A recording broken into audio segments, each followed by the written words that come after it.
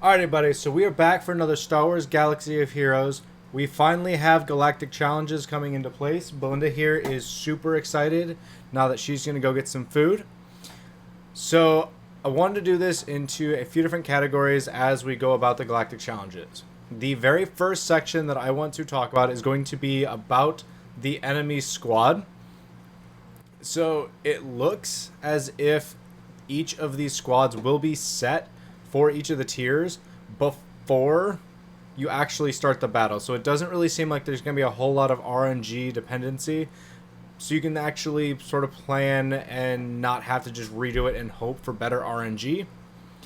It also looks like each tier will scale in difficulty, which makes complete sense. And then the other one for each of this, it looks like you will have roughly about 15 minutes to attempt to beat each of the squads. So that'll give you about 15 minutes to figure out how you want to play it, how you want to win, and then just reattempt, and it gives you another 15 minutes to attempt the battles. The second category is going to be about the different modifiers. This is going to be where it's going to get more complicated. So the first modifier is going to be the global modifier. So the global modifier is going to affect absolutely everybody that is on the field. The example for this one, this is going to be the only one I give an example for, just because the global one was sort of the one that confused me a little bit more than the other ones did. So their example was called Dune Sandstorm. At the end of every other turn, all units are afflicted with damage over time until the end of the battle, which cannot be resisted. So globals will affect not only your team, it is also going to affect the enemy squad. So the global will probably be the most important one alongside the player modifier, since those will be the ones that you can actually use to your advantage. The next is going to be the player modifiers, which we've already mentioned. So the player modifiers are going to affect only the heroes that you are using. The next one is going to be the enemy modifiers, which will affect the squad that you're fighting against. The next section is going to be the locations, which this one's going to be pretty brief, but it is actually really exciting. We're going to get Tatooine. We are going to get to go to the Death Star. We get to go to Malachor, Takodana, which I don't know if I'm pronouncing that right, so I apologize if I am, Jakku, and Kamino.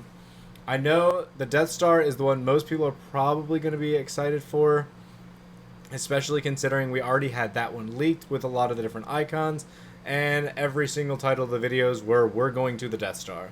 So we will finally get to go there, and we get to see what they think the Death Star looks like. So another one is going to be the conditions. So when looking at the conditions, it sort of seems like the conditions are going to be along the lines of the feats. We'll get rewards through completing specific conditions throughout the challenges, and you get to try and complete the challenges as we're going through. So I don't know if those will scale per tier, or if it's just going to be complete these and then you're done, hurry up and get them done in the beginning tiers. But I guess we'll have to wait to see on that one. The difficulty, there's going to be 7 tiers, which will increase in difficulty, which it looked like, I believe it was the tier 2. The characters that we're going against were only like level 70 and gear 9. So unless they bumped up the health and stuff like that, the lower tiers are going to be significantly easier than the higher tiers as we're going through, which makes sense considering that the beginning tiers are probably going to meant for the beginning players. Considering this event you can get at level 60 is when the minimum requirement is going to be to actually do this event. And which makes sense, the rewards are going to scale as you complete each of the tiers. So hopefully tier 7 will give us some good rewards, and hopefully tier 7 is something that some of us can complete. I doubt it. They're probably going to get pretty rough as they actually go on. So we'll see what we can complete. The fun part for this event is going to be who are we going to want to gear, and when are we going to want to gear these characters by. So the very first event is going to be Wednesday, August 12th through the 18th. It's going to be at Tatooine. The player modifier is going to be Sith, and we will be going against the Separatists. which means for the very first event, you're going to want to gear up Sith characters. We'll have 7 days for that event to see how it is and then adjust accordingly. However, that does give us, just a few days to actually gear up some of the Sith characters if this is something you want to make sure you are as prepped as possible for the actual event. The next event is going to be Wednesday, August 19th through the 25th, which will be another 7-day event. And that is going to be at the Death Star, with the player modifier being bounty hunters, and we'll be going against the Empire. So a lot of people are already going to have bounty hunters up and going just because of the Chewbacca event. So depending on how many people have those geared up, that may be one of the more events to actually look at to see how that goes. The next one after that is going to be Wednesday, August 26th through the 28th, which is going to be a 3-day event, and that is going to be at Malachor. For that one, the player modifier is Rebels, and we will be going against Old Republic. Again, lots of people have Rebels. It will also be sort of interesting to see how Mon Mothma plays into for this event, considering a lot of people, especially in some of the whale community, did whale out on Mon Mothma and some of the other characters. So it'll be interesting to see how the characters play out for that event as well. The following event after that is going to be another 3-day event, and that is going to be Saturday, August 29th through the 31st at Takadana. Again, I apologize if I am pronouncing that wrong. And for that event, you're going to want to gear up Empire characters, and we're going to be going against First Order characters. The next event after that is going to be Tuesday, September 1st, and the 2nd, which will be a 2-day event at Jakku. And we are going to want to gear up for our player modifier, Old Republic, and we will be fighting against Resistance characters. Again, they use characters that we should have already geared up at least somewhat. As long as you have either one of the Revans, you will have some form of Old Republic geared up. And if you have both Revans, then obviously, and if you have Malak, you will definitely have the minimum gear 12 pretty much. So that'll be another one of the events to see how that plays out. The last event is going to be another 2-day event, which will be Thursday, September 3rd, and the 4th, which will be at Camino. And that is going to have Separatists as the player modifier, and we'll be going against Galactic Republic. In my personal opinion, that is going to be the event I am most excited for. A lot of people are going to have Separatists super geared up, considering how useful General Grievous teams are, and most of the Separatists, at least for the droid faction, are already geared up for a lot of people because of gas. And on top of it, we also have a lot of people that geared up Geonosians for the territory battles. And then the next thing that I wanted to talk about for this video is I wanted to go into 3 things that I am not that excited for / didn't like for this. And then I will get into 5 things that I did actually like and am very excited for this. I wanted to go and leave on a positive note, and I wanted more positive things than negative things for this video. So the first thing that I am not excited for is I wanted a place to actually test characters out, and it doesn't seem like this is going to be that. The player modifiers seem like they're going to be very, very extreme, and you're pretty much going to be forced to use certain characters, and it's not going to be a place to actually test them out against what would possibly be Grand Arena matches or Territory Wars. So this is definitely not going to be a place to test it out. It's just going to be a place to actually use the characters. The other part I'm worried about is I'm slightly worried the modifiers are going to be so extreme that if you do not have those characters, you're done. Which, in my opinion, will just make this sort of Assault Battles 2.0. There's not as many different tiers, but you're done if you do not have the characters up, and you don't really get a whole lot. The third one, I hate feats. I don't like having to complete specific things within a battle to get something.